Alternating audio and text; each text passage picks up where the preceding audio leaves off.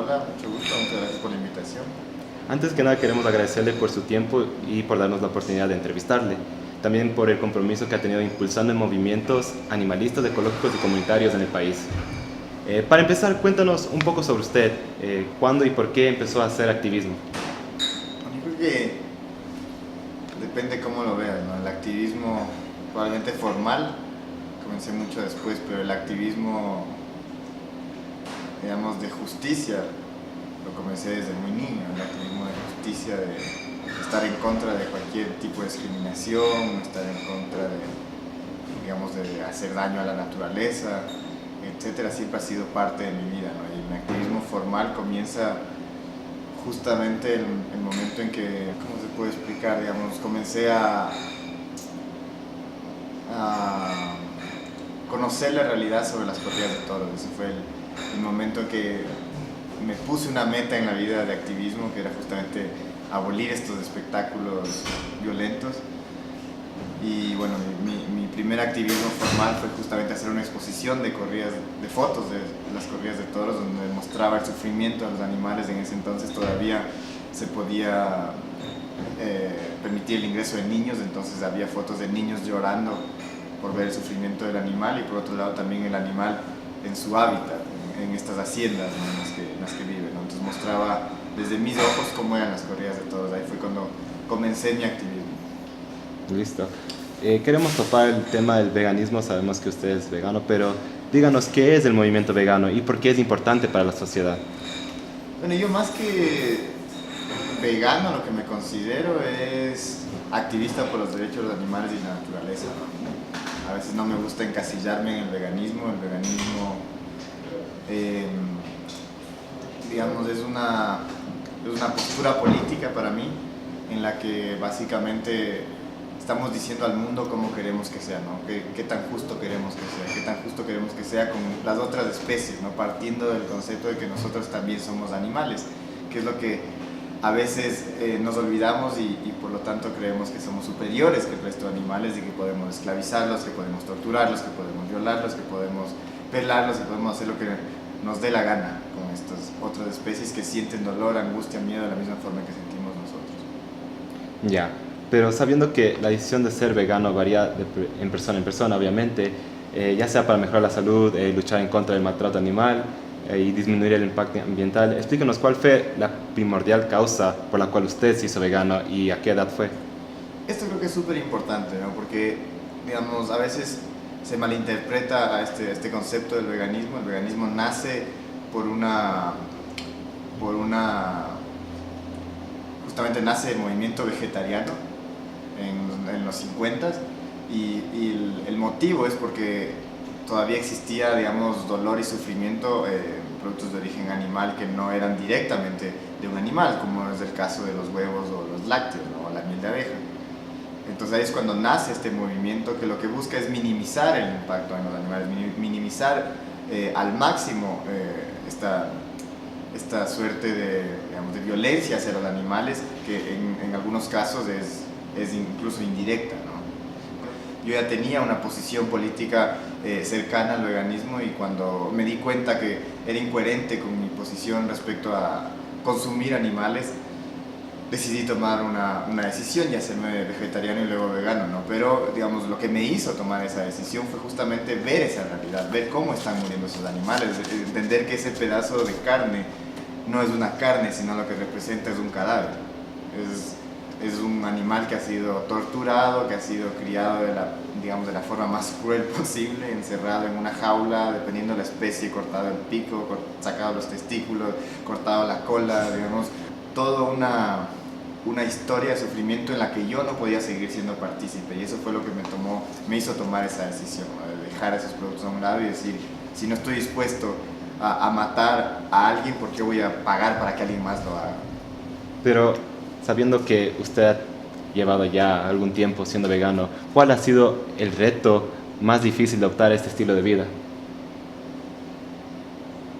Bueno, yo creo que es en general difícil tomar esta decisión. Yo creo que tengo un dicho que es: ser vegano es fácil, lo difícil es hacerse vegano.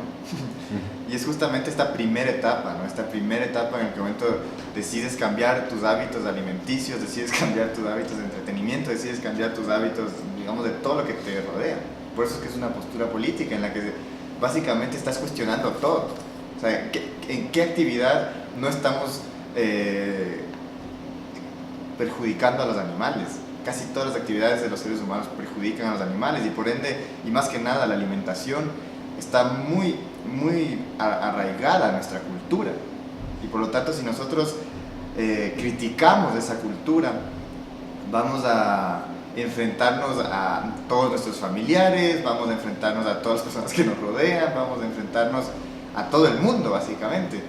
Y esto significa, digamos, un proceso de convencimiento y de fortaleza para saber que estás en lo correcto, independientemente de que todas las personas que están a tu alrededor se burlan de ti, independientemente de que todas las personas te dicen que te vas a morir de hambre, independientemente de que no tengas que comer literalmente, porque al comienzo probablemente no sepas cocinar, no sepas cómo vivir, dónde conseguir los productos veganos, no sepas cómo se hace. Entonces es una decisión. Yo creo que la parte más difícil de esto es tomar esa decisión y llevarla adelante los primeros meses, ¿no?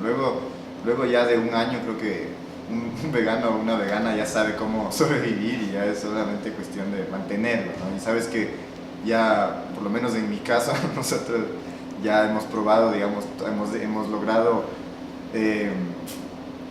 reemplazar todos esos productos que consumíamos antes, porque lo importante aquí es entender que a mí, por ejemplo, no es que no me guste el queso, me encantaba el queso, era incluso adicto al queso, literalmente, porque el queso tiene una cosa que se llama casomorfina, pero el hecho de dejarlo en un comienzo fue muy duro para mí, fue lo que más me costó. Una vez, cuando ya era vegetariano, intenté ser vegano la primera vez y volví a comer queso y caí otra vez en los lácteos, ¿no? La segunda vez fui mucho más convencido, y ya en ese punto sí dije nunca más. Y fue justamente porque tuve una motivación personal muy fuerte, y ya no podía echarme para atrás, ya no podía seguir participando en esa violencia.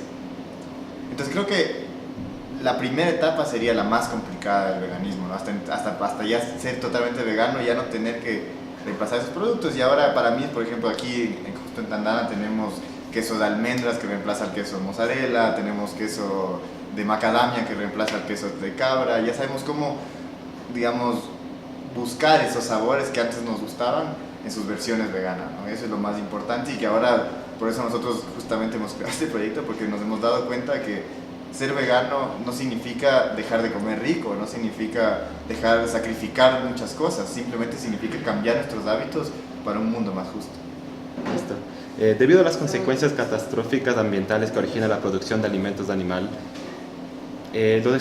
algunos expertos de la ONU han sugerido dejar el consumo de esta. Y hasta ahora Dinamarca, China y Alemania están considerando implementar esta sugerencia. ¿Cree usted que algún día en el futuro el Ecuador fomente la reducción del consumo de alimentos de origen animal, ya sea por motivos ambientales o de salud o de ética? Yo no creo que va a pasar, yo creo que está pasando. Yo creo que es algo que cada día más crece, y te puedo decir por mi propia experiencia empírica, ¿no? Antes, hace algunos años, tú ibas al supermercado a buscar un producto de origen vegetal, productos veganos, y no había nada. Ahora encuentras yogur de coco, encuentras mayonesa vegana, encuentras todo un tipo de carnes y quesos vegetales, digamos. Ahora es súper fácil conseguir estos productos, y que sea súper fácil conseguir estos productos y que ahora los restaurantes tengan opciones vegetarianas o veganas significa que la demanda está creciendo, y si crece la demanda, crece la oferta. Así es como funciona generalmente este sistema, ¿no? Entonces yo creo que definitivamente va a llegar un momento en el que, digamos, no solamente por razones éticas, sino por temas ambientales, se aumente el veganismo en todo el mundo, como está sucediendo, pero que ya sea, digamos, la gran mayoría. Y además, cuando hablamos de temas ambientales, necesariamente sea una decisión de las personas.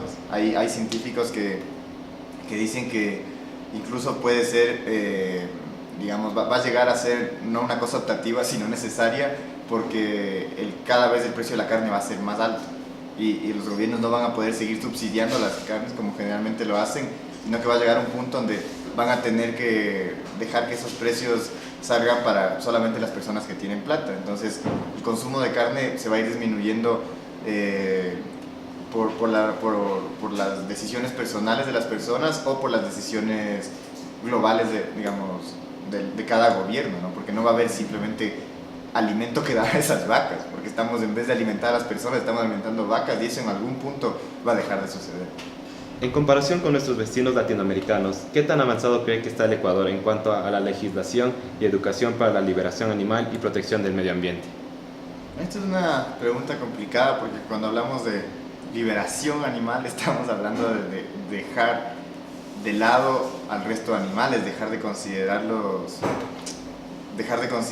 cosas como las consideramos y considerarlos nuestros iguales o digamos sujetos de derechos, de ciertos derechos, ¿no? Yo creo que esto, digamos, no ha pasado todavía en ningún país del mundo, y creo que va a ser un cambio muy lento y paulatino.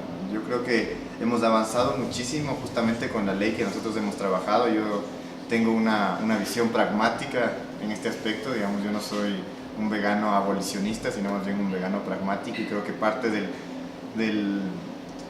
avance en nuestra legislación está el bienestar animal, que es un mecanismo utilitarista para llegar a la liberación de los animales.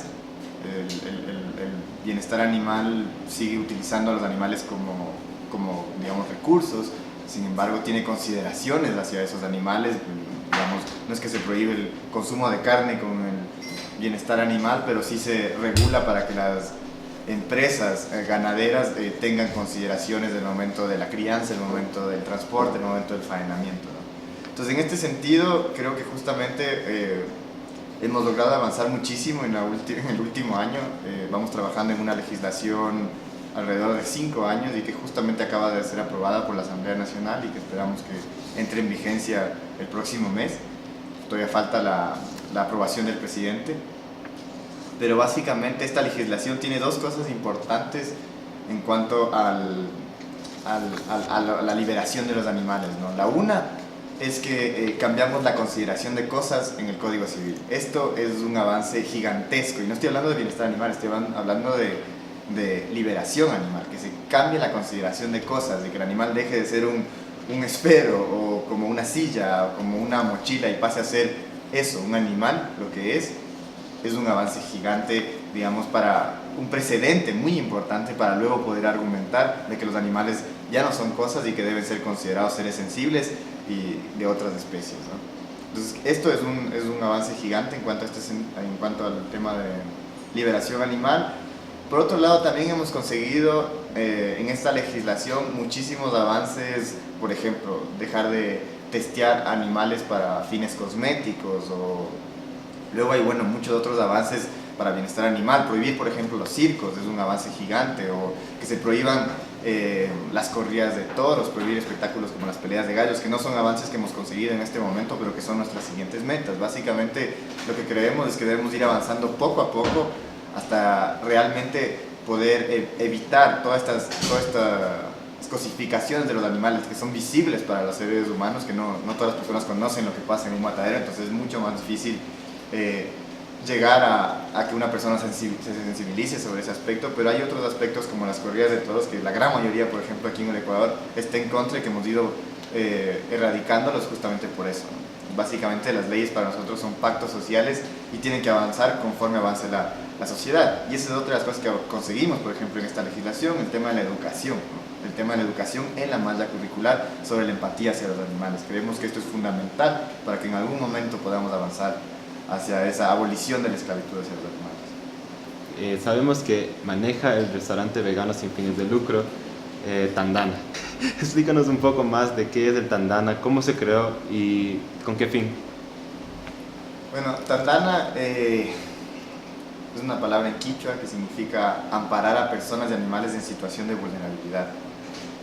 El proyecto nace de la fundación justamente porque, digamos, la fundación trabaja en dos aspectos, ¿no? La Fundación Libera Ecuador. El un aspecto es la incidencia en políticas públicas a favor de los derechos de los animales de naturaleza.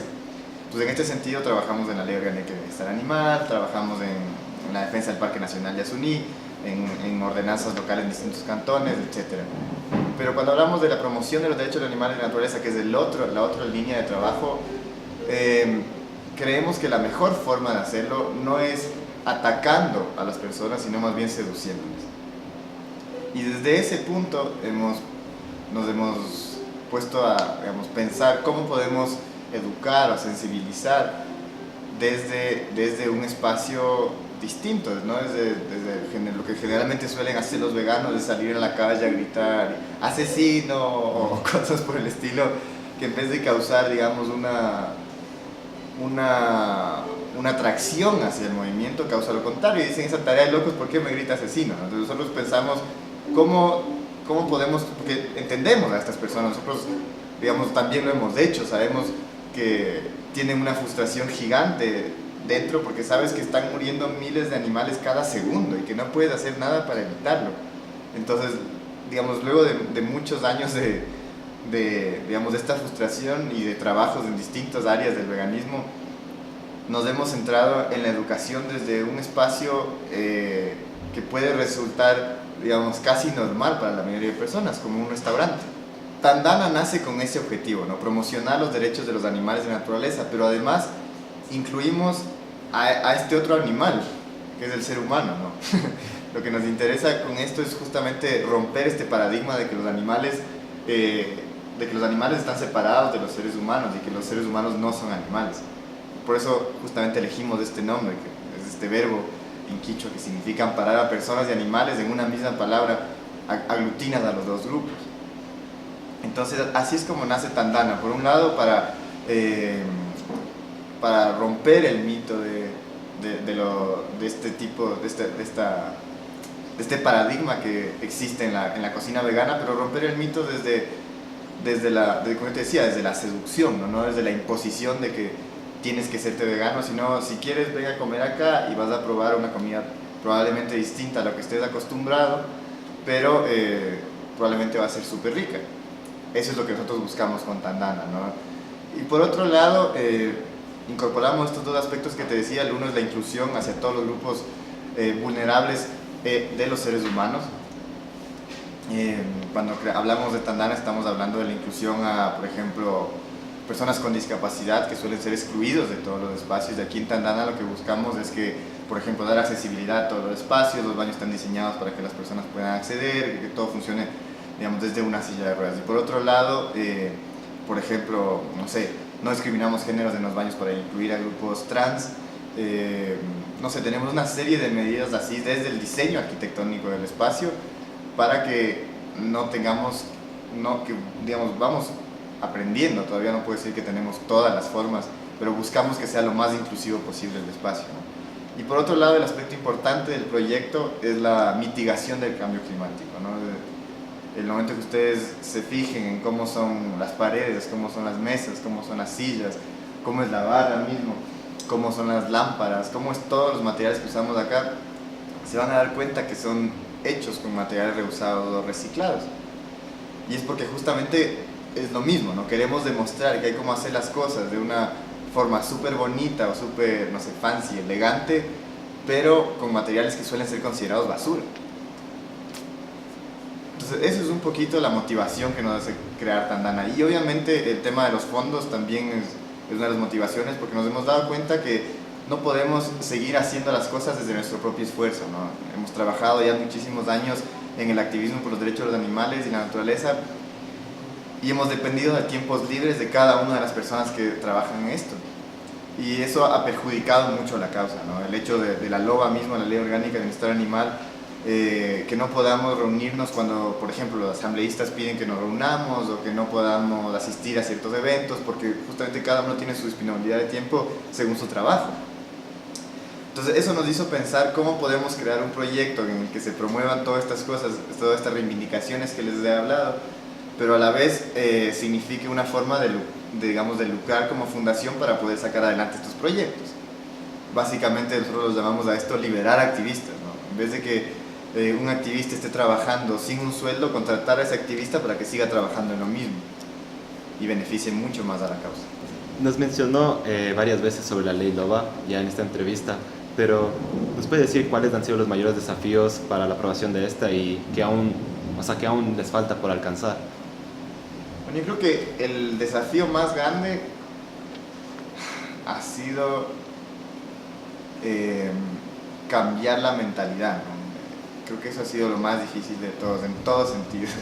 Cambiar la mentalidad del movimiento animalista que tenemos, que yo más que un movimiento animalista lo considero un movimiento rescatista, porque se basa más que nada en el rescatismo de perros y gatos y no se fija en que hay muchísimos otros animales más a los que también hay que asistir, o hay un movimiento antitaurino súper fuerte que se concentra solamente en eso, pero no se da cuenta que hay muchísimos otros animales que también necesitan, digamos, que hayan consideraciones hacia ellos.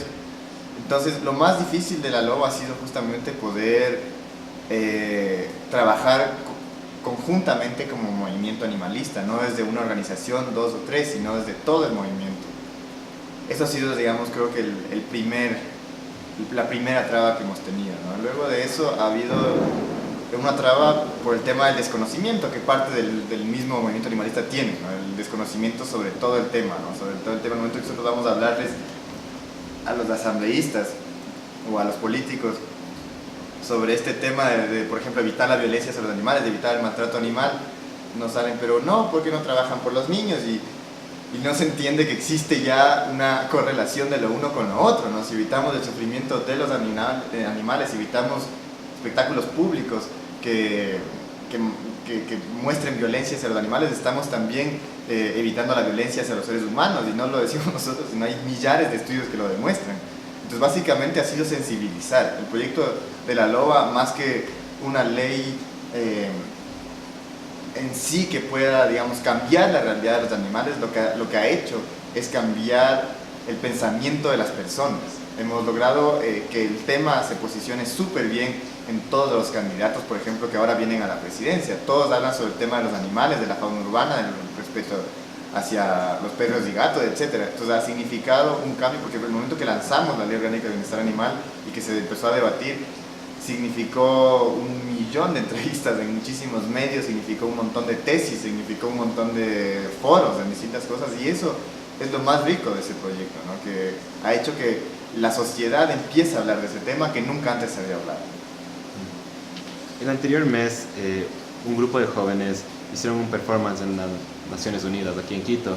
Se metieron en jaulas para mostrar las condiciones en las que se mantienen a los animales de la industria ganadera. Esto también, este performance ha pasado en varias ciudades, pero hasta incluso más con la intención de generar shock, como usar sangre y estar desnudos en público.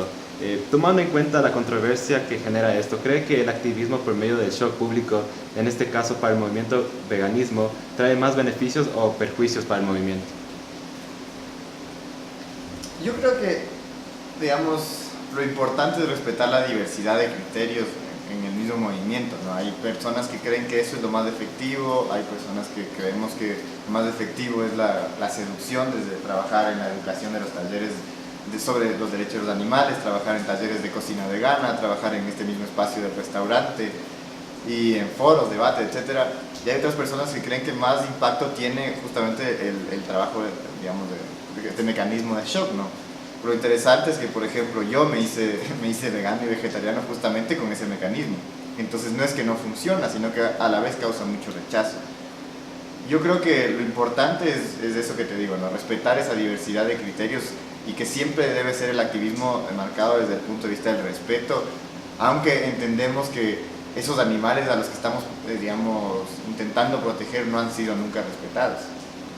Sabiendo que el maltrato animal se pasa por alto y está tan normalizado dentro de las acciones más habituales de la sociedad, como la alimentación, la ropa, el maquillaje, ¿cree que algún día como sociedad podamos dar prioridad al medio ambiente y a los animales y dejar de consumir estos productos? ¿Qué es lo que le mantiene esperanzado? Yo creo que más que esperanzado, lo que me mantiene haciendo activismo es conocer la realidad y simplemente que no tengo la capacidad de cerrar los ojos y hacerme como que si no he visto nada. La realidad es, ya la conozco y tengo que, digamos, dedicar mi vida a eso porque no puedo hacerme loco, simplemente. Entonces probablemente no llegue yo a ver los resultados, digamos, de nuestro trabajo en este momento, sino que pase quizás un siglo o dos, independiente, digamos, depende de una cosa, ¿no? Que quizás es lo que sí logremos ver y es el tema del cambio climático, que es lo que está acelerando muchísimo el crecimiento de esta problemática de los derechos de los animales. Entonces probablemente las personas no se hagan veganas, como te decía hace un momento, porque pobrecito el animal, o por la otredad, por esa otra ser sensible que merece de derechos como los merezco yo, sino que probablemente se llegue a tomar estas decisiones de dejar de consumir productos de origen animal por el impacto ambiental que tienen y por los costos que va a llegar a tener. Entonces, ¿cree que por obligación al humano le va a tocar disminuir este consumo de productos animales para salvarse de alguna manera a sí mismo, para poder mantenerse en este planeta? Así es, probablemente sea una decisión muy antropocéntrica, como nos caracteriza a los seres humanos, pero que, digamos, a la final va a terminar beneficiando también al resto de animales y al planeta, ¿no? Y quizás no nos olvidemos de eso, la principal causa de calentamiento global, la principal causa de deforestación, la principal causa de desertificación de tierras, de contaminación de agua, es justamente meterse ese cadáver a la boca. Para concluir, ¿cuáles son sus metas para el futuro en cuanto al movimiento animalista? Bueno, creo que dos de mis metas más importantes han sido justamente Tandana y La Loba. La otra meta que todavía está pendiente en mi lista de activismo es el Parque Nacional Yasuní, este lugar único y mega diverso donde todavía viven indígenas aislados que pueden convivir con la naturaleza sin acabar con todo como lo hacemos la sociedad occidental. Creo que allá es hacia donde me dirijo. Mi meta sería justamente lograr que este espacio tan importante en el mundo se convierta en el estandarte que ya ha sido durante muchos años y sea justamente un mecanismo de cambio para otras partes del mundo. Gracias por su tiempo, Pedro, y espero tener la oportunidad de volver a dialogar con usted sobre estos temas y mucha suerte con las propuestas y metas que tiene para este movimiento. Muchas gracias. Muchas gracias a ustedes.